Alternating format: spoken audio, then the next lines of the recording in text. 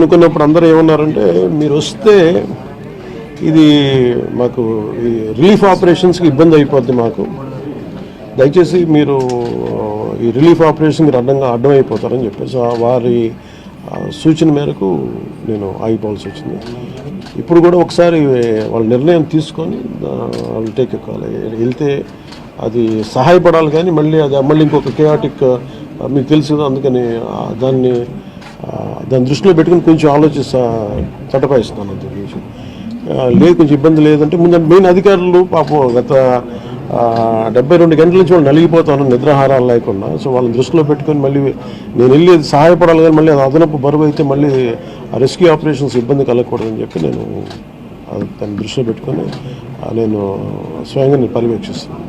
4 రోజులుగా పవన్ కళ్యాణ్ ఉప ముఖ్యమంత్రి రాలేదు, ఎక్కడ రాడని చెప్పి విపక్షాలు ఆరోపణ చేస్తుంది, బాధితులను పట్టించుకోలేదని చెప్పేసి ఆరోపిస్తున్నాయి. ఏం చెప్తారు? ఫిజికల్గా మీకు కనిపించడం పద్ధతి అంటే వాళ్ళు ఏమనుకుంటారు, నేను బోట్ వేసుకొని రెస్క్యూ చేయడం కుదరదు కదా, ఆ బాధ్యతలు లేకుండా ఎందుకంటే అది ఏంటంటే అనాలి కాబట్టి అంటే తప్ప ఎంటైర్ మీరు చూస్తే మా పిఆర్ మెషినరీ, మన పిఆర్ పంచాయతీరాజ్ మెషినరీ మొత్తం ఎంటైర్ వర్క్ చేస్తాము మా సైడ్ నుంచి.